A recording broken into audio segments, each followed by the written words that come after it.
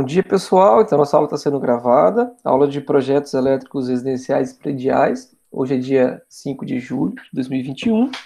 E aí, conforme a gente estava discutindo aqui antes de começar a gravação, eu vou começar a aula de hoje fazendo uma correção do nosso trabalho 1. Depois eu vou falar sobre o cálculo do centro de carga utilizando planilhas do Excel ou do Google, por exemplo. E depois a gente finaliza mostrando um exemplo do projeto de iluminação interna utilizando o método de lumens, tá? Ou do fluxo luminoso. Então, o trabalho que vocês fizeram foi esse daqui. Eu passei aqui um desenho, né, de uma planta, tá? De uma casa, de uma residência, com 2 quartos, 2 banheiros, na verdade uma suíte, né, e um banheiro social, um quarto, os quartos com sacada, sala, cozinha, área de serviço, tá? E aí a tarefa era o seguinte: vocês tinham que preencher a tabela com os dados que eu solicito. Então, a tabela ela determina aqui por ambiente qual que é a área, o perímetro, a potência de iluminação, a quantidade e potência das tomadas de uso geral e também das tomadas de uso específicos, quando for o caso, tá? E pedir também para vocês desenharem esses pontos de tomada de iluminação aqui na planta, tá? O que eu vou fazer com vocês aqui é apresentar, então, a tabela, considerando aqui, eu fiz uma tabela considerando apenas o mínimo que a norma exige. Eu vi que vocês já, alguns de vocês já se avançaram bastante, que já pegaram os ambientes, já estudaram o tipo de carga que tem no ambiente, e aí ficou bem legal o trabalho que vocês escreveram lá: professor, aqui pede para ter 3 tomadas, mas eu coloquei 5, porque eu estou colocando uma tomada de uso geral para ser usado para carga tal e para carga tal. Então ficou bem legal, quero parabenizar o trabalho de vocês, achei que vocês foram bem atenciosos e estão num caminho ótimo para a gente seguir na disciplina, tá? Então o que eu vou mostrar aqui é baseado só no mínimo que a norma exige, que era o que eu gostaria não, né? Que na minha correção foi o que eu analisei que vocês deveriam ter feito, tá? Então eu fiz aqui, eu tenho a planilha de correção, tá, pessoal? Se alguém tem alguma dúvida na nota ou quer entender melhor, eu até prefiro que eu não disponibilizo, porque tem gente que não gosta de compartilhar as notas com colegas, né? Então quem tiver dúvida pode me chamar, eu marco um horário, aí eu venho aqui e mostro para vocês de onde que saiu a nota, tá? O que eu vou mostrar aqui é só a minha tabelinha que eu usei para fazer a correção, então. E aí vou fazer só algumas observações. Eu achei que vocês foram muito bem, tá, na atividade. Então aqui o cálculo de área e perímetro, alguns acredito que devem ter feito pelo próprio AutoCAD, que ele tem uma função lá de cálculo de área, né? Determinação do perímetro. Aí só vou fazer uma observação, que eu percebi que algumas pessoas, elas confundiram aquela questão da fração do perímetro e para cada X metros quadrados de área inteira, né? Por exemplo, na hora de determinar aqui a potência luminosa, eu percebi que algumas pessoas pegaram aqui, por exemplo, 10,97, são 6 metros quadrados, depois a cada 4 metros quadrados inteiros a gente adiciona 60 volt-ampere aos 100 iniciais, né? Eu percebi que, como passou de 10, tiveram pessoas que consideraram a fração da área para poder adicionar mais potência de iluminação. Então, lembrar que aqui não funciona a potência de iluminação, é para cada 4 metros inteiros depois que passa dos 6, tá? E aí o que sobra, você simplesmente desconsidera, tá? Não vira carga luminosa. Ah, e eu acho que é basicamente isso que vocês erraram aqui. Algumas pessoas erraram também na área de serviço e na cozinha, porque na hora de fazer aqui a previsão de tomadas, ao invés de colocar as tomadas de 600 volt-ampere, nesses casos, e do banheiro também, apenas fizeram com tomadas de 100 volt-ampere, né? Aí eu percebi que algumas pessoas colocaram 4, 600 ou 5, mas justificaram lá na resposta, dizendo que utilizou mais, ao invés de uma de 100, mais uma de 600, porque estava colocando uma determinada carga que precisava de potência maior. Bom, basicamente isso. Acho que vocês querem que eu abra as contas aqui? Acho que não precisa, né? Todo mundo acho que conseguiu identificar certinho aqui a quantidade de tomadas, né? Poucas pessoas erraram em termos de quantidade, né? Erraram só na questão da potência. E aqui nas tomadas de uso específico, as únicas que eu considerei foram os dois chuveiros, para os banheiros um e 2 e os dois ar-condicionados. Aí vocês podem me questionar aqui, professor, mas para ser tomada de uso específico tem que ser uma corrente de 10 amperes. Se a gente colocar essa potência aqui, a corrente dá menor do que 10 amperes, tá? Mas nesse caso aqui, eu não ia juntar mais nenhuma carga ao ar-condicionado, porque eu correria o risco de ultrapassar a potência, tá? E eu gostaria que nesse caso, desse ar-condicionado aqui, de colocar um ar-condicionado de 220 volts, tá?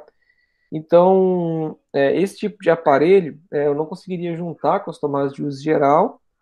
E além do mais, o fabricante ele solicita que você tenha um circuito individualizado para esse tipo de aparelho, para poder ajudar na proteção do próprio dispositivo. Tá? Então, esse é um motivo, por exemplo, que me levou a considerar um circuito de uso, uma tomada de uso específico para cada um dos meus ar-condicionados. Tá? E observem que essa tabela aqui, ela não diz para a gente aonde que cada circuito está ligado, né? Simplesmente a gente faz uma divisão de cargas. A tarefa que vocês estão fazendo agora é que vai ser, então, dividir em circuitos. Alguém tem alguma dúvida a respeito desse dimensionamento aqui? Fica à vontade para perguntar, pessoal.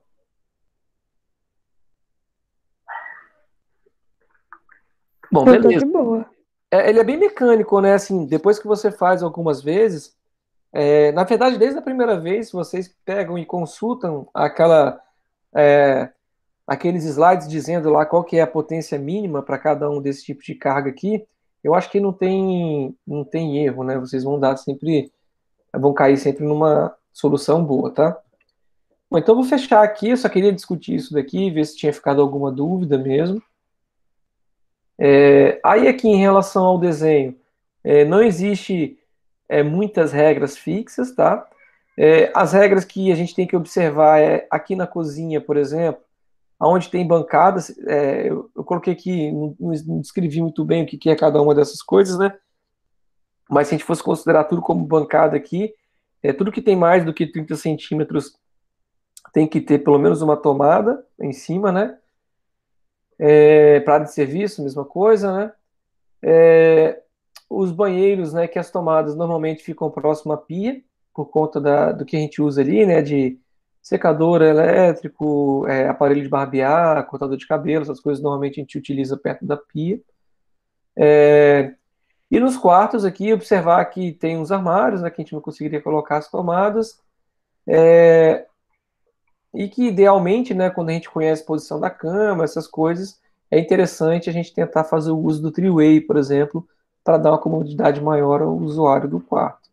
Uma observação importante: a norma não obriga que tenha tomada na sacada, igual eu coloquei lá na minha tabela, né? Entretanto, ela diz que quando você não coloca a tomada na sacada, você tem que colocar uma tomada num ponto próximo de acesso à sacada. Então, por exemplo, quem não colocou tomada aqui, na hora de projetar, na hora de distribuir a tomada do quarto, deveria ter colocado uma tomada próxima aqui à entrada da sacada. Do mais, como a gente não fez ainda projeto de iluminação, né, e para uma casa, na real, a gente não costuma fazer muito isso, né, se pegar a sala, por exemplo, fica muito a critério, né, de fazer a distribuição de iluminação. Ou aquela potência toda lá de 280 volt-ampere pode ser distribuída aqui, por exemplo, em 3 pontos, em 2 pontos, aí depende do gosto e também de como que você vai distribuir a mobília aqui, né? Uma sala grande como essa daqui, normalmente as pessoas fazem pelo menos 2 ambientes, né? E aí cada ambiente deve ter pelo menos uma lâmpada lá em cima dele para poder fazer a iluminação. Os ambientes aqui normalmente seriam um sofá com uma televisão e uma mesa de jantar, tá? Estou falando aqui pelas características da casa. Bom, então não existe um gabarito, né? Porque conforme eu já disse lá no começo da disciplina, o projeto é muito particular de cada um, né? Então tem N formas de distribuir tomada de iluminação aqui e todas elas podem estar certas, tá? Alguém tem alguma questão que queira perguntar a respeito disso daqui? Aí eu vou fazer uma observação então para o trabalho que vocês estão fazendo. a gente estava conversando aqui antes de começar a gravação, a Liza tinha perguntado a respeito do quadro de distribuição, né? E aí, pessoal, para posicionar o quadro de distribuição, vocês vão ter que calcular o centro de carga. Aí, antes de fazer um exemplo de cálculo lá utilizando o Excel, vamos supor que vou utilizar aqui a Liza, tá, Liza? Porque você perguntou. Vamos supor que a Liza calculou o centro de carga e deu exatamente aqui. Vocês conseguem ver a setinha do mouse, eu acho, né? Obrigado, Liza. Deu exatamente, né, aqui nesse quarto. Aqui nessa posição onde está. Deixa eu ver se eu consigo marcar aqui. Aqui nessa posição onde eu desenhei essa cruzinha aqui. A minha pergunta é: eu posso colocar o centro de carga aqui no meio? É uma resposta meio óbvia, né? Não posso. Mas aonde que vocês recomendariam que eu colocasse o centro de carga baseado nesse resultado aqui que eu encontrei? No corredor. Ótimo, local. Né? Primeiro, o quarto é um bom local para ficar? Não. Não é, né? Porque vamos supor que o morador entrou e trancou a porta. E aí tem alguém aqui fora que precisa de fazer o acesso ao quadro de distribuição. Se a porta está trancada, não vai ter um acesso fácil aqui dentro. Ou vamos supor ainda que a pessoa que está dentro do quarto, ela está sendo eletrocutada e o quarto está trancado. Ninguém vai conseguir entrar lá para fazer o desligamento do disjuntor daquele circuito ou disjuntor geral. Bom, né, dito isso, a Liza deu uma opção boa. Colocar aqui no corredor, né, na área de circulação. Porque está um ponto bem próximo daquele dali, poderia ficar nessa parede aqui, por exemplo. Né? É um local de fácil acesso. Né? Essa parede aqui, por estar na frente das portas. Desculpa, foi a Maria Eduardo, desculpa, Liza. Desculpa, Maria. Por ser um local de circulação aqui, de entrada dos quartos, né? É interessante porque não vai colocar nenhum armário aqui na frente, ou seja, ninguém vai obstruir, né, esse quadro aqui. Só prestar bastante atenção que vou falar aqui, não é uma crítica, tá? Mas os arquitetos são as pessoas que se preocupam muito com a estética dos ambientes. E, e aí tomar muito cuidado quando vocês fazem um projeto assim, de não deixar o arquiteto colocar um quadro aqui na frente, por exemplo, para disfarçar, né? Quando eu falo quadro, eu estou falando em relação à arte, tá? Na frente do quadro de distribuição, ou tampar ele com espelho para poder ficar bonito, porque, por motivos óbvios, quem não conhece muito bem a casa, se o negócio está escondido ali, o cara não vai conseguir achar o quadro de distribuição. Mas, conforme a Maria disse, que seria um ótimo local, tá? Se eu tivesse encontrado aqui, por exemplo, né, eu escreveria para vocês, ou deixaria uma recomendação de utilizar a área de serviço, evitando locais que possam ser molhados. Então, se essa área de serviço aqui tem máquinas de lavar aqui perto, eu já evitaria e colocaria, de repente, aqui atrás da porta da cozinha, né, aqui na área da cozinha. Então, só uma observação para quando vocês forem fazer a alocação aí do quadro de distribuição, vocês vão perceber que o centro de carga nem sempre vai ser exatamente no ponto que vocês querem. Pode falar, Lázaro. Tem uma fila? Deixa eu ver aqui. Enquanto você estava falando, eu estava lembrando de uma coisa aqui. Nos slides que o senhor passou, fala sobre a questão de, no máximo, 1.200 volts ampere ou 2.200 volts ampere. Isso. 220 volts. Aí, no caso, por exemplo, se a gente estivesse fazendo circuito e juntasse a sala com a circulação. Aí, no meu caso aqui, por exemplo, se eu for juntar as TUG da sala com o da circulação, vai dar 1.700 volts ampere. Pode ser junto ou não? Pode. Até para 127 volts, até 1.800 volt-ampere, tranquilo. Tá? Deixa eu fazer uma conta aqui com vocês rapidinho. Ó. Como é que a gente calcula corrente pela lei de Ohm? Aliás, considerando potência e tensão. Potência não é tensão vezes corrente? Uhum, Então a corrente é potência dividido por tensão, certo? sim. Se nós pegarmos aqui, vocês estão vendo a calculadora? Acho que sim, né? É porque minha Sim, dá tela... pra ver. Beleza.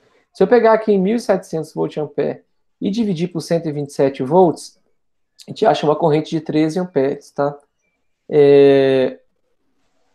Por que que eu estou falando que dá para a gente aumentar um pouquinho e não fica ruim? Porque a gente vai ver que a bitola mínima de cabos para para circuitos de tomada é de 2,5 milímetros quadrados. E aí, quando a gente abre o manual do fabricante dos cabos, vocês vão ver que a corrente que o cabo de 2,5 suporta é até 24 amperes. Tá? Então, bem provavelmente, com essa corrente aqui, a gente vai conseguir encontrar um disjuntor para proteger esse circuito, que seja menor, que seja maior do que essa corrente e que seja menor do que os 24 amperes do nosso máximo suportado pelo cabo. Essa corrente aqui ela vai subir ainda, porque a gente tem fator de agrupamento, fator de correção de temperatura, vocês vão ver que a gente vai estudar na frente. Essa corrente aqui deve chegar lá próximo dos 20 amperes, mas ainda assim vai ser possível a gente utilizar o cabo de 2,5. Aí, por que eu estou falando isso, Lais? Porque se chegar lá na frente, né, então agora não tem problema se agrupar, não. Mas se a gente chegar lá na frente, daqui a 2 meses, quando a gente estiver calculando os condutores dos circuitos, e aí você achar que para esse circuito aqui você vai precisar de um cabo de 4 milímetros quadrados, aí você vai voltar no seu projeto e falar: olha, não foi uma boa escolha colocar todas essas tomadas, porque o cabo de 4 milímetros quadrados não é legal para esse circuito, porque é um circuito de uso de tomada de uso geral. O 4 milímetros ele é um cabo mais caro, é um cabo mais difícil de conectar nos terminais da tomada, então aí você vai ter percebido que essa não foi uma boa escolha, e aí você pode voltar e separar o circuito. Entendeu o que eu quis dizer, mais ou menos? Sim, mas aí que vem a dúvida. Por exemplo, 127 e 220. Mas aí, nessa. Como que eu posso dizer? Como que eu vou saber quando tá chegando 127 e quando tá chegando 220? Ah, essa é uma escolha sua. Por via de regra, como a gente, aqui na região que a gente mora, 90% das coisas que nós compramos, elas são feitas para trabalhar em 127 volts. Então, quando a gente faz uma casa, a gente pensa sempre em 127 volts. Aonde a gente coloca 220? Em algumas cargas específicas, principalmente naquelas cargas de potência maior. E aí, por que que eu estou falando que a gente escolhe 220 nas de potência maior? Porque se você pegar os mesmos 1.700 que estava dando 13 amperes e dividir por 220, olha a corrente, 7 amperes. Então, se a gente pensar no chuveiro, por exemplo, 5.400 dividido por 127, dão 42,5 amperes. Então, se eu pego um chuveiro dessa potência e ligo ele em 127 volts, dá uma corrente altíssima. A gente vai ver lá na frente que o cabo para poder alimentar esse chuveiro, ele é um cabo bem mais caro. E agora, se eu pegar o mesmo chuveiro de 5.400 e dividir por 220, a corrente cai para 24 amperes. Então, é uma diferença boa. Tá?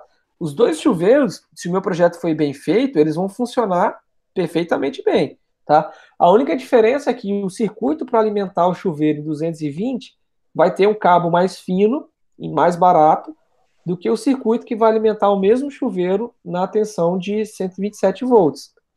É claro que as resistências mudam de um para o outro. Quando você for comprar, tem que comprar a resistência para 220 e a resistência para 127. Mas a potência dissipada por essas duas resistências, ela é a mesma, ou seja, elas vão esquentar a água do mesmo jeito. Muda só a corrente que vai circular pelo condutor. Então, respondendo a sua pergunta, como eu sei que vai ser 127 ou 220? Para a instalação da IDP, que é 127/220, a gente faz a casa toda em 127 volts e escolhe as cargas que serão 220. Como é que eu escolho? As cargas de potência maior, como chuveiro, fogão elétrico, forno elétrico, dependendo, secadora, lavadora de prato, máquina de lavar. Mas tudo isso deve ser combinado com a pessoa que está contratando o seu projeto.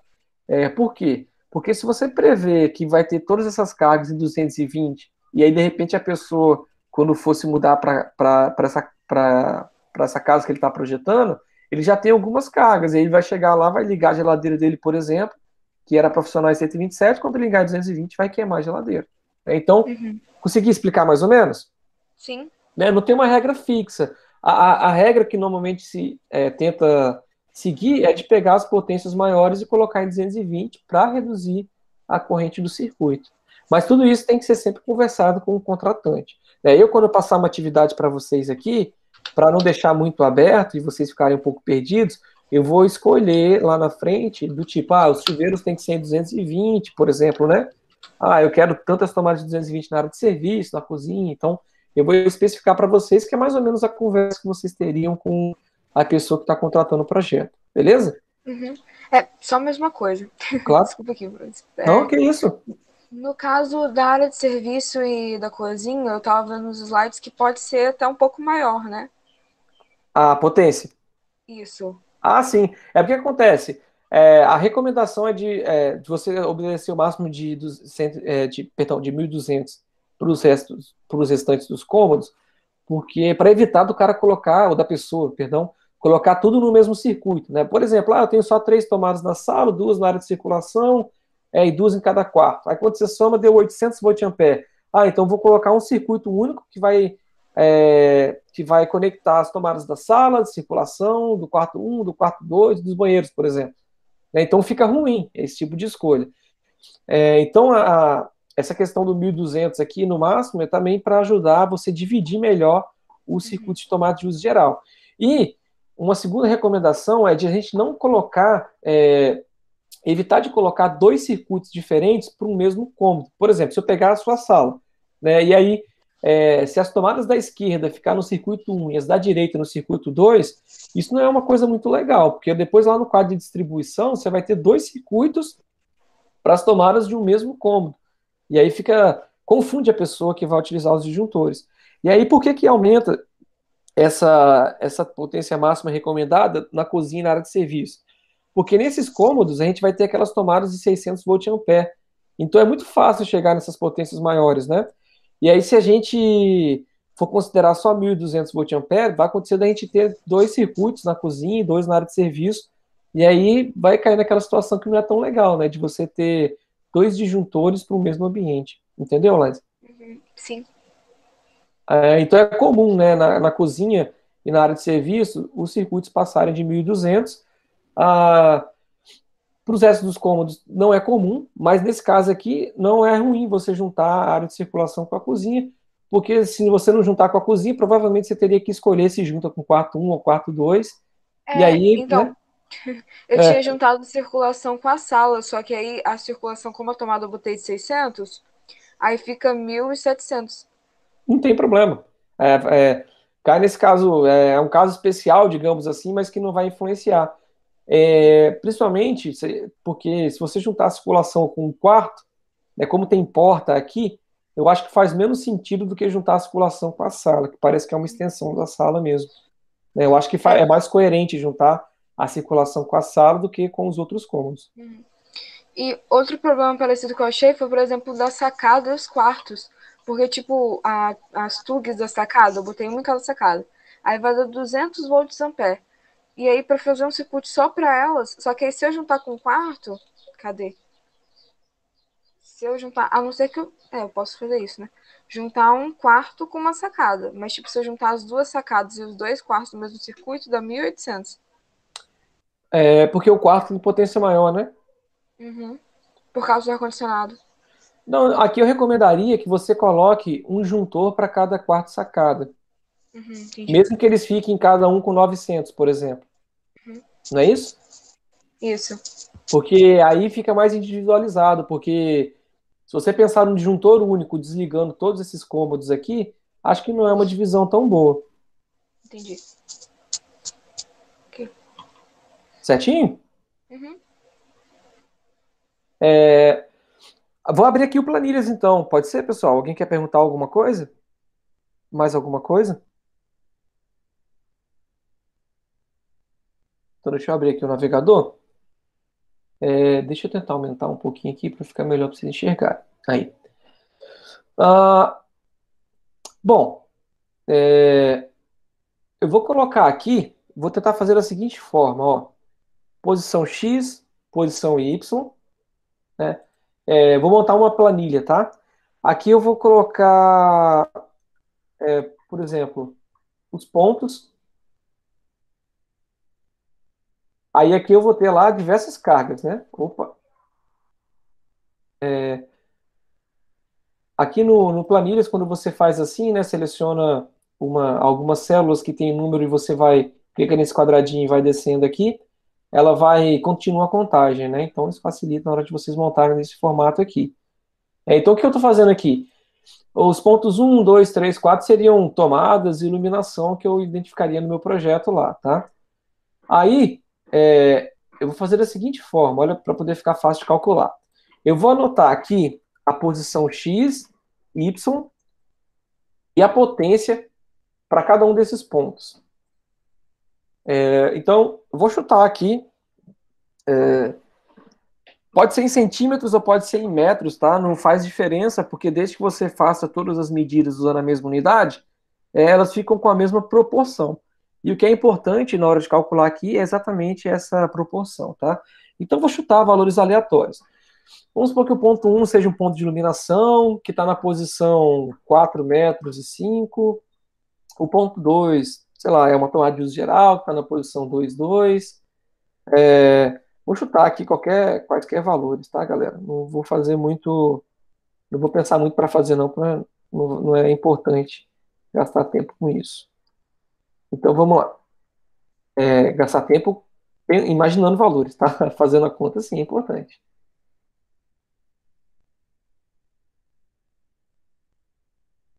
Então, eu coloquei aqui, né, valores de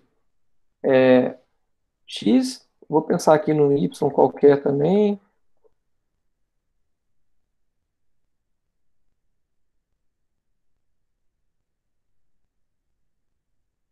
Aí, né? E aí eu fui anotando a potência para cada ponto desse daqui. Por exemplo, 100, alguns são de 100, alguns de 600, sei lá, um chuveiro no meio da história aqui.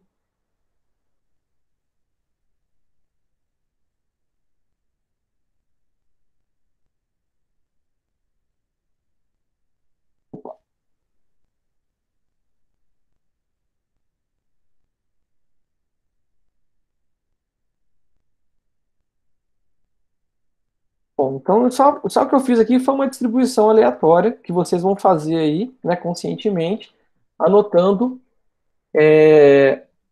sempre anotando, né, a posição X e Y da tomada, do ponto de iluminação e a potência ali. Bom, aí deixa eu abrir aqui o slide para a gente voltar no somatório, para ficar mais fácil de explicar para vocês a forma que eu vou utilizar aqui. É tranquilo isso, né, pessoal? Alguém tem alguma dúvida nessa parte? De como eu fiz ali para montar? Vou continuar, hein, galera? Então é o seguinte, o que eu tenho que fazer aqui são duas continhas bem simples, olha. Eu vou fazer um somatório, tá, para a posição X e um somatório para a posição Y. Na posição X, esse somatório vai ser pegar uma potência do ponto N e multiplicar pela sua posição, né, a posição do ponto N, e dividir pela potência do ponto N. Mas isso no somatório, ou seja, eu vou somar o x1 vezes o P1, mais o x2 vezes o P2, mais o x3 vezes o P3, e vou dividir por P1 mais P2 mais P3. Tá?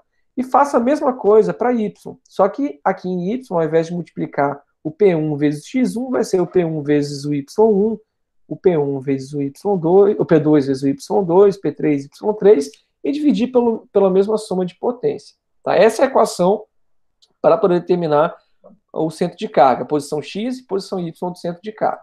Como é que eu faço aqui na minha planilha para poder fazer isso? Primeiro, se eu somar todas as minhas potências aqui, o que eu vou encontrar é exatamente esse somatório aqui de baixo, que é a soma das potências Pn. Né? E como é que eu somo essas potências aqui numa planilha? Eu vou usar uma função de soma do próprio Excel, ou do Google aqui, né? Que ela é a soma. Aqui está em inglês, se tiver em português, o de vocês, é igual soma, né? Se tiver em inglês, é igual sum, tá? O sum é a função para somar. Como é que funciona a função sum?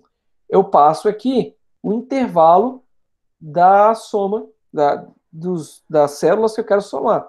Né? Então, eu coloco a primeira, 2 pontos, até onde eu quero somar, e ele vai fazer a soma. Quem é a primeira célula aqui? Essa daqui. 2 pontos, eu quero que ele some dali aqui. Opa, peraí que eu saí do meu negócio aqui. Vamos lá. Eu quero que ele soma dali até... Deixa eu escrever que não está aceitando. Até o meu D, que é a coluna D, 18. Tem esse total aqui. Se a minha potência está em volt-ampere, né, ele tem lá um total de 5.100 volt-ampere. Na hora de fazer, né, eu posso fazer direto também selecionando. Ó.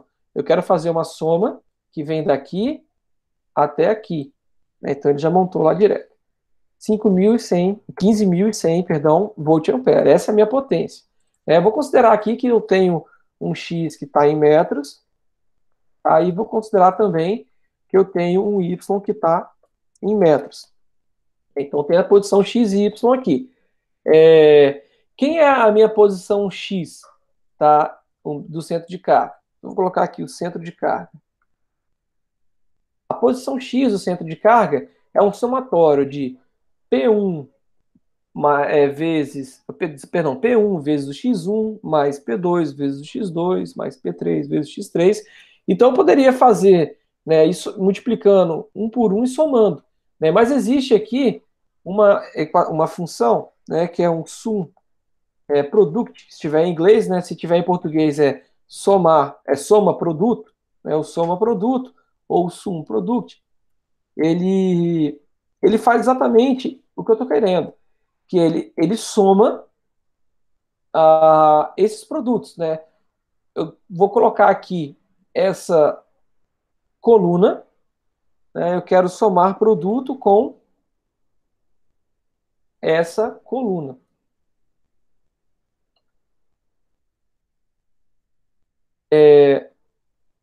O que é... Aliás, aqui não é o centro de carga, né? Aqui é a soma. O centro de carga vai ser embaixo. Vou colocar só soma assim. O que ele fez? O que essa equação faz? O somar produto. Ele multiplica isso vezes isso, isso vezes isso, isso vezes isso, e soma o resultado dessas multiplicações, que é exatamente isso daqui, ó. X1 vezes X2, mais X2 vezes P2, né, e assim por diante. E agora, para poder calcular, basta eu dividir, então, isso daqui por isso daqui. E aí, para fazer divisão, vai ser um igual esse cara aqui, que é o somatório das potências vezes as posições, barra, que é o símbolo de divisão, a soma das potências. E eu achei aqui o X do centro de carga como 11,37. Pode perguntar, Lázaro. Professor, só para confirmar, na coluna ponto, esses números eles estão identificando circuitos ou as tomadas e pontos de São as iluminação? tomadas. Só para ficar melhor aqui, seria tipo assim, iluminação ponto 1, iluminação ponto 2, TUG 1, por exemplo, TUG 2, tá? Aí não quer dizer que é a TUG do circuito 1, não. Se eu coloquei lá 40 TUGs, por exemplo, vai da TUG 1 até a 40. Entendi. Entendeu? Uhum. Aí, aqui tá tranquilo, Lais, as continhas aqui embaixo? Sim. Beleza. Aí eu faço o mesmo para Y, olha, eu faço igual, assumo o product.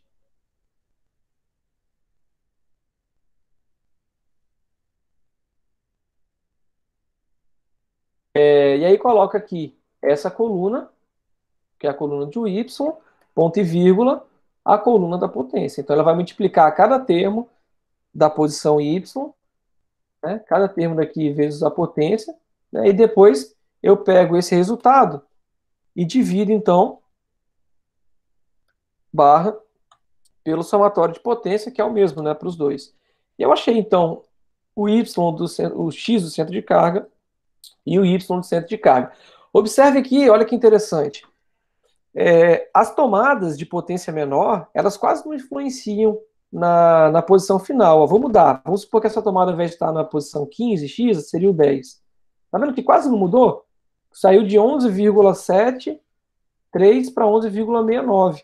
Se a gente for arredondar, né, na primeira casa decimal, desculpa, aqui é 11,7 aqui, e aqui também 11,7, né? Então, quem é que influencia no centro de carga? São essas cargas de potência maior. Agora, olha, por exemplo, se eu mudar esse chuveiro aqui, que estava na posição X13 para o X8, olha como é que muda o centro de carga. Mudou quase 2 metros, né? Então, o que acontece na prática é exatamente isso, que as cargas de potência maior, é, elas vão meio que determinar a posição do nosso centro de carga, de maneira que o centro de carga ele vai ser sempre próximo dessas cargas de potência maior. Vamos pegar aqui, olha, esse chuveiro está na posição 12 e 18. Observa que o 12 já deu bem próximo, né? Mas por que o 18 ficou longe? Porque se a gente pegar outro chuveiro, provavelmente ele vai estar numa posição diferente. Tá vendo aqui, ó? Ele está no 10, né? Ou seja, ficou próximo aqui, 10, 12 para o 11, ficou entre os dois. Só que o Y desse está no 6 e o Y desse no 18, então deu um ponto intermediário entre essas duas cargas. Então, na prática, o que acontece é que essas cargas de potência maior que vão praticamente determinar aonde que vai ser o centro de carga. Porque se você pegar um único chuveiro com 5.400, provavelmente a potência dele é igual ao somatório de todas as tomadas de uso geral. Se pegar aqui, ó, 300, com 600, 900, com 600, 1.500, 1.500 com 100, 1.600, com 320, 1.920, com 280,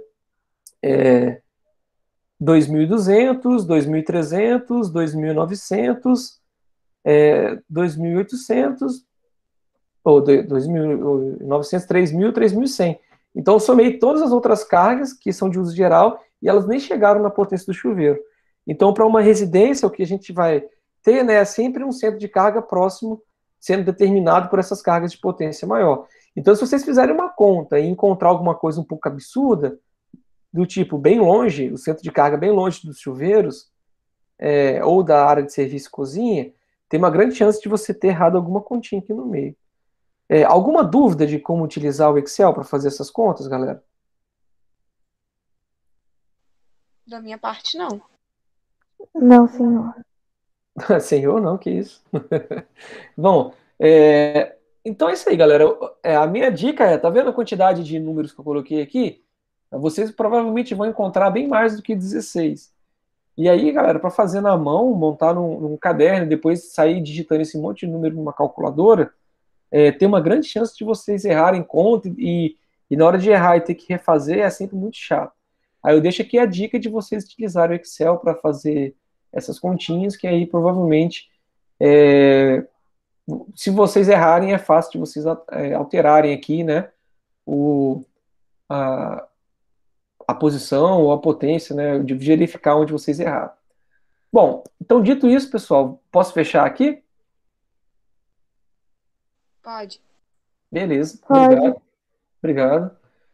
Bom, e aí para a gente finalizar hoje, eu vou mostrar aqui rapidamente um exemplo. Só relembrar aqui rapidinho, né? A gente estava estudando, então, na aula passada, sobre os projetos de iluminação, que é a nossa unidade 6, tá? E aí, para o projeto de iluminação interna, eu mostrei primeiro o que seria o projeto e depois a gente viu o método do fluxo luminoso, tá? Então, o projeto aqui, eu falei com vocês dos diversos métodos que a gente tem, tá? Para determinar que hoje o projeto, a norma que deve ser seguida nos projetos é a NBR ISO 8995. Perdão. A gente tem aqui algumas informações importantes que tem na norma, como entorno imediato, iluminância mantida, e também os índices de reflexão, né, considerando o tipo de superfície, se é clara, escura, média, e também material, né, se é de cimento, de rocha, ou a cor dela, se é branco, bege, cinza, qual que é o índice de reflexão para cada uma dessas superfícies, tá? Esses índices de reflexão vão ser úteis, porque na hora de determinar qual que é a iluminância do ambiente, ou qual que é o fluxo luminoso, né, que é o método que a gente vai utilizar, a gente precisa de determinar aqui o chamado fator de utilização, tá? E esse fator de utilização, ele vai ser obtido a partir de consultas tabelas de fabricantes, né, que a gente escolheu, né, para poder fazer o uso das lâmpadas e luminárias deles. E a consulta a essas tabelas a gente faz com esses índices de reflexão, tá? Então, o método do fluxo luminoso ele é um método bem simples, é o mais simples dos métodos, onde a gente considera apenas a área do nosso ambiente, a iluminância mantida, que é o que a gente vai pegar na norma, tá?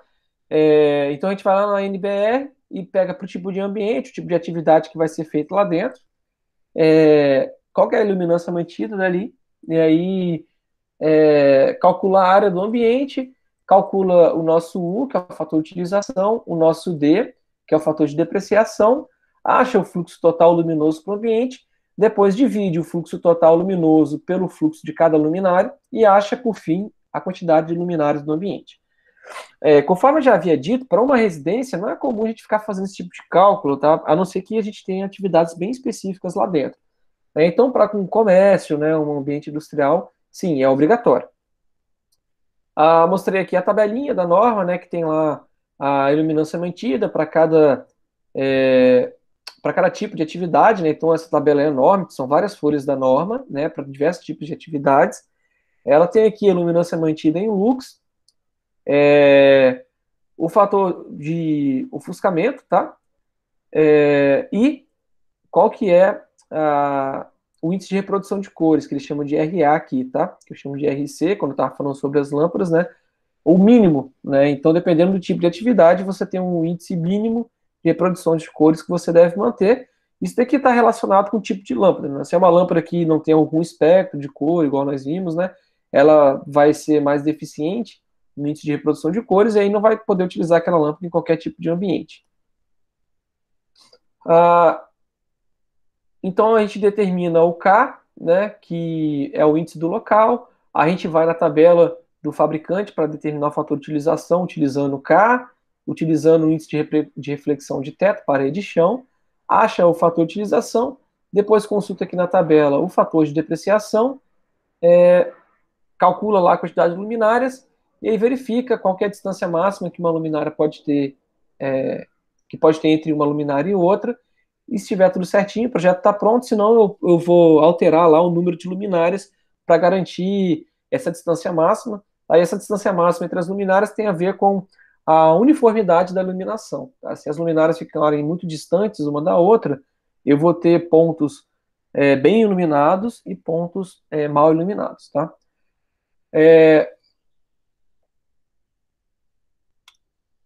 Aqui em relação à distância, né, que eu estava comentando. E aí, para a gente finalizar aqui, então, que eu queria ver com vocês aqui rapidamente, o exemplo do projeto de iluminação interna, tá? Utilizando esse método do fluxo luminoso. Então, eu peguei aqui um ambiente grande, um pouco até absurdo as contas que a gente vai fazer aqui. A função aqui é mais a gente conseguir aplicar o método, tá? Eu peguei aqui uma oficina que tem lá as dimensões de 10 metros e 50 por 21, então uma oficina grande, que tem mais de 200 metros quadrados, esse galpão, e tem um pé direito alto, de 4 metros e 60. Pensem sempre assim, quanto maior o pé direito, quanto mais alto vai ficar a minha luminária, maior vai ser a quantidade de luminárias, porque se ela está muito distante do chão, provavelmente eu vou precisar de mais lâmpada para garantir uma iluminância adequada lá embaixo. Aí, essa oficina, tá, o que eu faço lá dentro é a inspeção de equipamentos de medição, tá, que é uma tarefa de precisão. Então, a gente vai ver que a iluminância mantida, ela é um índice até alto, tá? E essa operação, ela é realizada em cima de mesas de 1 metro. Por que essa informação é importante? Porque eu sei que da onde eu quero iluminar até o teto, eu tenho 3 metros e 60, tá? E aí, eu quero, para esse tipo de atividade aqui, eu já passei uma recomendação. Eu quero utilizar lâmpada fluorescente, eu quero utilizar luminárias industriais, e eu quero que cada luminária dessa tenha 2 lâmpadas de 127 de 36 watts, alimentadas pela tensão de 127 volts. Então, tudo isso daqui são dados do meu problema.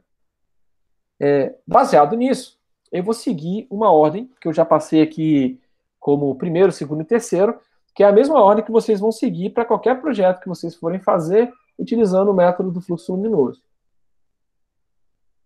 Então, a primeira coisa aqui é procurar na nossa norma qual que é a iluminância mantida para aquele ambiente que eu vou projetar. E aí, se eu for lá na norma, né, eu tenho lá, num pedaço da tabela lá, ele diz que o nosso aqui, a gente falou que era inspeção de equipamentos de medição. Então, lá para serviço de inspeção, ele diz lá para a gente que para serviço de precisão, como equipamentos de medição, a iluminância mínima ela deve ser de 1000 lux, tá? E aí é esse valor aqui que eu vou utilizar nas minhas contas, 1000 lux. Aí o segundo passo, então, é escolher a luminária. Eu já tinha escolhido a lâmpada lá, que era a TLD de 36 watts, que estava lá no meu problema, né? Eu não coloquei o modelo, né? Mas é uma lâmpada da Philips. Aí eu fui lá no meu manual da Philips e vi que para essa lâmpada aqui, né, as luminárias que tem lá, e aí você pode escolher qualquer uma das que suporta essa lâmpada, né? Eu fui nas luminárias industriais e achei essa daqui bonita, né? Essa daqui é a TMS 600, que serve para poder acondicionar o reator RA500, que é o que eu vou precisar para poder ligar essas lâmpadas TLD de 36 watts. Então fiz essa escolha, né? E por que essa escolha é importante? Porque agora eu vou trabalhar com o meu, na hora de você determinar o fator de utilização, você tem essa luminária, né, que é onde eu vou procurar o meu fator de utilização. Calculo o índice do local, né, com aquela continha de K, onde se é o comprimento, ele é largura, não faz diferença quem você chama de comprimento e quem você chama de largura, porque você multiplica aqui um pelo outro e soma, né? Dado do nosso problema, 21 metros e 10 metros e 50, e eu pego aqui a minha chamada de altura útil, que é a altura entre a luminária e o plano onde eu quero iluminar. O plano é de 1 metro, tá? Se eu considerar que a minha luminária vai ficar grudada no teto, né, a distância H seria de 1 metro menos 3 metros e 40. Né? Aliás, 3,40? Deixa eu voltar aqui. 4,60, perdão. Então, seria 4,60 menos 1 dá 3,60. Né? Seria, então, o valor HM, 3,60. Entretanto, para não ficar mais absurdo do que já vai ser o resultado das nossas contas aqui, eu vou optar aqui de colocar as luminárias penduradas no teto. Isso é super comum no galpão que utiliza iluminação de lâmpada fluorescente, elas ficarem no formato de pendente.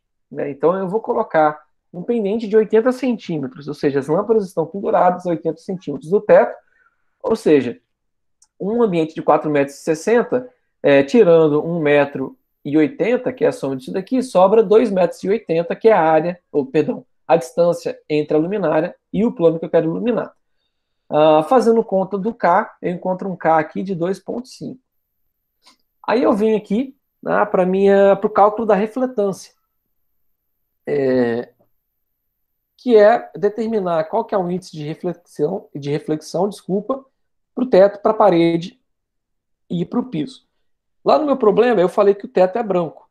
E aí, se eu vier aqui para a superfície branca, tá, o meu índice de reflexão é 70.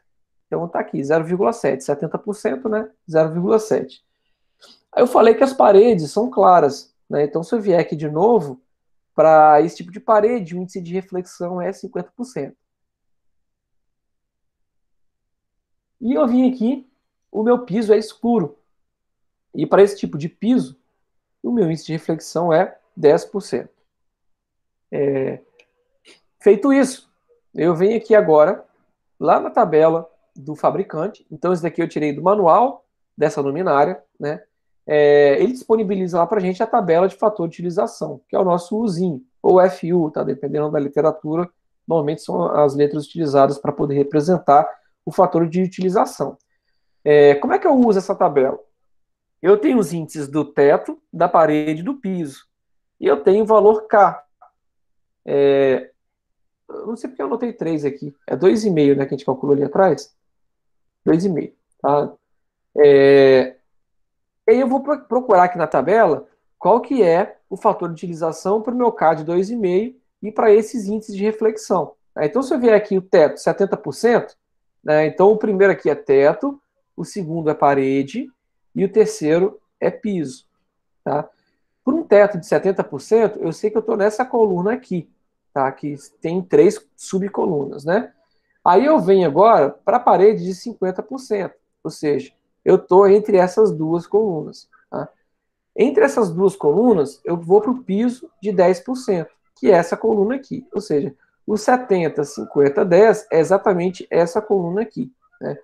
E aí agora eu faço o cruzamento com a linha do K de 2,5, que foi o K que nós calculamos lá atrás.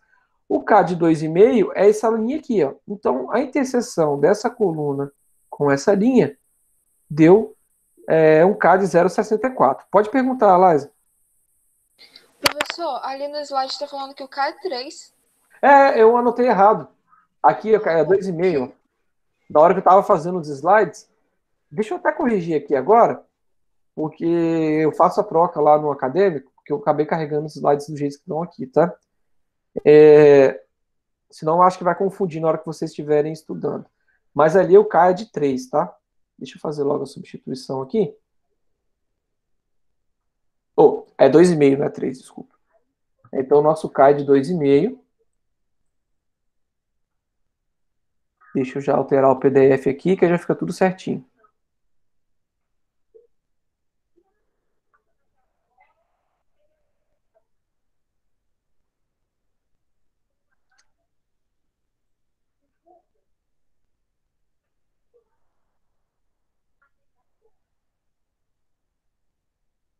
Peraí que eu me perdi aqui. Agora sim, mas... Então tá aqui, ó, o K de 2,5, beleza? Ok. Aí se a gente fizer uma interseção, deixa eu riscar aqui, só tenho que lembrar de apagar para não estragar o slide que eu vou colocar lá depois. Pegar uma linhazinha aqui, que aí acho que fica fácil de mostrar. Então eu estou nessa coluna aqui, né, que é a coluna dos 70, 50, 10, e eu vou pegar a linha do K igual a 2,5, que é essa linha aqui. A interseção entre essa coluna com essa linha dá exatamente o 0,64. Então o fator de utilização foi 0,64. O que vocês podem achar na hora que vocês estiverem fazendo o trabalho é, de repente, um índice que deu de 2,2, por exemplo. Aí aqui na tabela não existe o 2,2, existe o 2 e o 2,5. Aí quando acontecer isso, a gente faz uma interpolação. Tá? Quem estiver fazendo o trabalho, aí eu vou deixar aqui como, não vou explicar aqui de propósito, tá? Quando vocês estiverem fazendo o trabalho, eu quero que vocês me perguntem a dúvida de fazer a interpolação, que aí lá na hora eu explico a interpolação, que eu acho que vai ser mais legal desse jeito. Mas beleza, aqui determinamos o fator de utilização, que é o 0,64. Deixa eu mudar aqui a ferramenta. Não... Aí, beleza. E aí eu vou para o último fator que eu tenho que determinar, tá? Que é a depreciação, o fator de depreciação. E aí eu tenho alguns valores padronizados aqui, tá? O fator de manutenção para a lâmpada fluorescente. Né? Se eu considerar um ambiente muito limpo, que tenha um ciclo de manutenção de 1 ano, ou seja, a cada 1 ano eu vou limpar as minhas luminárias, que elas são utilizadas por 2.000 horas por ano, com vida útil até a queima, com substituição da lâmpada a cada 8.000 horas, substituição individual, ou seja, queimou uma lâmpada eu troco, que a luminária faz iluminação direta ou indireta e que tem uma pequena tendência à coleta de poeira, tá? E aí eu peguei aqui, como exemplo, né, isso daqui, para conhecer isso daqui, você deve conversar com quem contratou o projeto, né, ou conhecer o ambiente que você vai iluminar, né, não tem como você chutar e acertar. Né? Então, basicamente o que vai determinar aqui é o ciclo de manutenção, né, aqui é a manutenção de 1 ano, ciclo de 3 anos, né, então, quanto pior for a condição, quanto mais tempo demorar para trocar a lâmpada, ou para fazer, quanto mais sujo for o ambiente, né, menor vai ser o índice. Tá? E esse índice, como ele aparece no denominador, quanto menor é o índice, maior vai ser o fluxo luminoso que eu vou precisar para o meu ambiente. Tá? Eu fiz aqui um chute, tá? Só para a gente poder fazer a continha. Eu adotei aqui o fator de manutenção de manutenção ou de depreciação de 0,67. Tá? Feito isso, basta eu calcular agora o fluxo luminoso total, que é multiplicar a área, que é de 10,5 vezes 21, vezes a iluminância mantida da norma, que era de 1.000, e dividir pelo fator de utilização, que é 0,64, vezes o fator de depreciação, que é 0,67.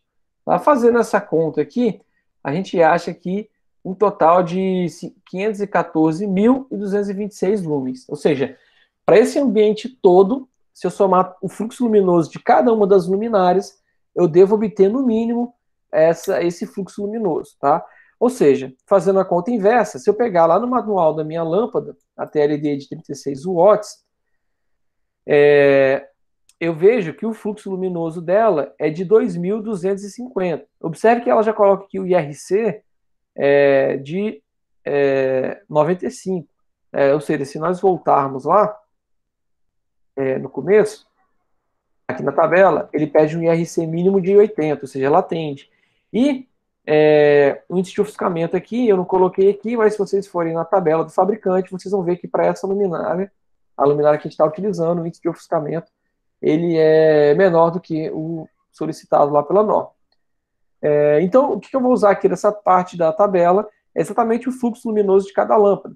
Como eu tenho 2 lâmpadas por luminária, o fluxo luminoso total por luminária é 2 vezes 2.250, que dá 4.500 lumens. Ou seja, dividindo os 514.225, que é o fluxo luminoso total do ambiente, que a gente calculou aqui atrás, por 4.500, que é o fluxo luminoso de uma luminária, eu achei aqui que eu preciso de ter no mínimo 114 luminárias. Tá? É uma quantidade enorme, né, mas conforme eu disse, né, um galpão muito grande, e a gente fez uma escolha que não seria o ideal, talvez, para esse galpão, que foi de utilizar a lâmpada fluorescente. Né? Talvez esse galpão fosse melhor iluminado com lâmpadas de vapor de mercúrio, multivapor metálico. Então, essa é um assunto que a gente vai discutir lá em instalações industriais. Né? Aqui eu estou preocupado só com a aplicação do método.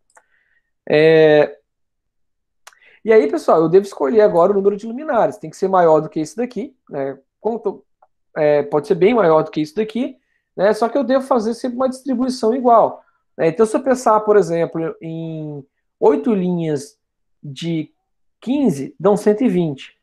Se eu pensar em 8 linhas de 14, já dá 112, ou seja, menor. Então, não daria para usar 8 de 14. Se eu usar 9 linhas de 14, também não daria. Tá? Ou a distribuição não ficaria tão legal. Até daria, mas daria mais luminárias, né?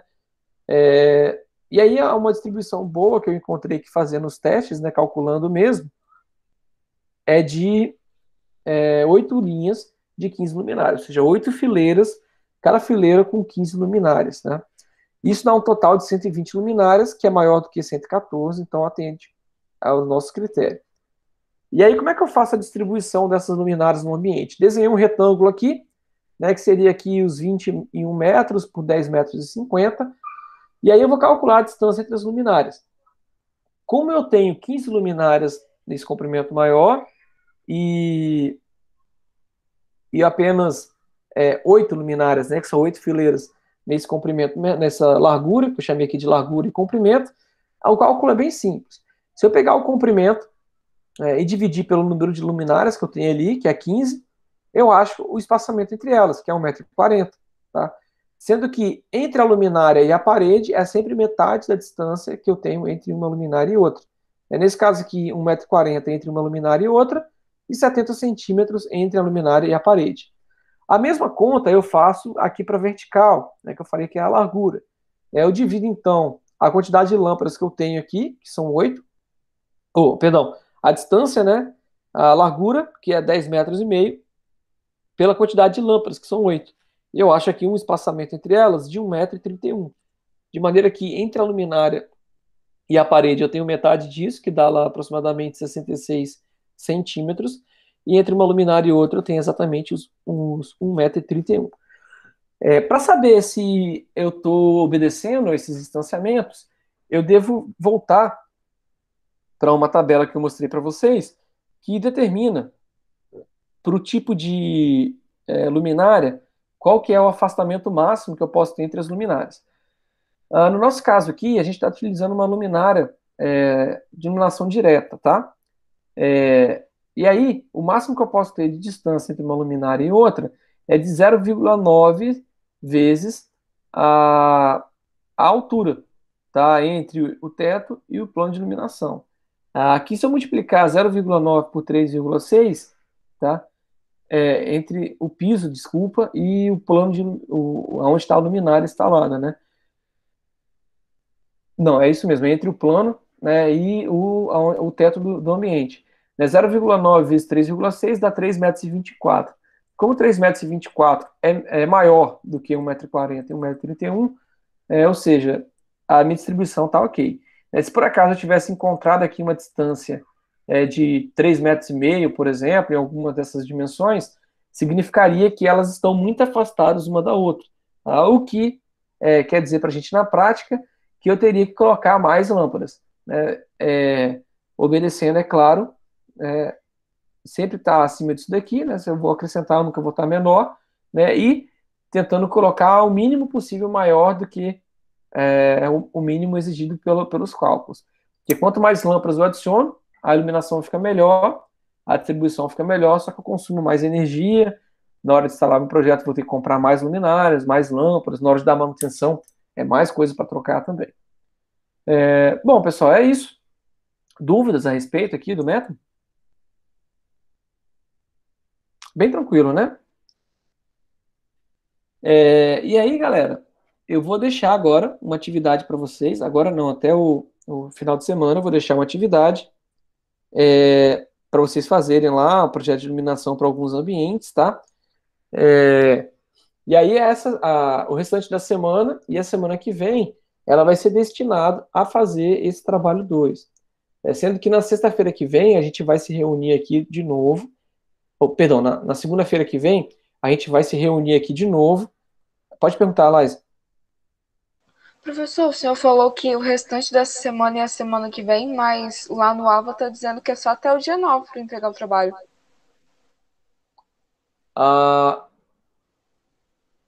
Não, na verdade, eu devo ter colocado a data errada. Deixa eu abrir aqui. Tá falando que até essa sexta. Não, gente. Olha só, desculpa. É porque esse aqui vai ser outro trabalho. Não é o trabalho que vocês estão fazendo, não.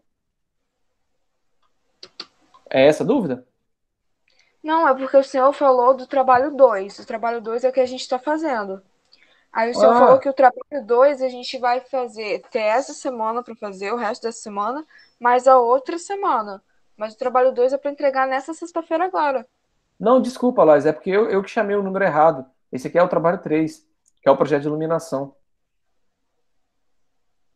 Entendeu? Uhum. Eu que botei, eu vou até substituir lá, pessoal. Aqui não é trabalho 2, não, é o 3, tá? É porque é o seguinte, vocês estão fazendo o trabalho 2, tá? E esse sim é nessa data que você falou, Lais. Eu já vou adiantar o trabalho 3, mas olha a data de entrega dele. É só para agosto. Entendeu mais ou menos o que eu quis dizer? Sim. Uhum. Aí, a restante dessa semana, é para vocês fazerem o trabalho. Pode terminar o trabalho 2, né? Que vocês entregam na semana que vem. E dar uma olhada no trabalho 3, tá? Então, vou substituir esse número aqui, coloquei errado. Que aí vocês vão. Na segunda-feira que vem, a gente conversa sobre o trabalho 3, para tirar alguma dúvida se você. De entendimento mesmo, que é para fazer. E aí, o prazo de entrega desse trabalho é só quando retornar na segunda semana, depois que a gente retorna das férias. Tranquilo? Ficou confuso, né? Porque eu botei o número errado.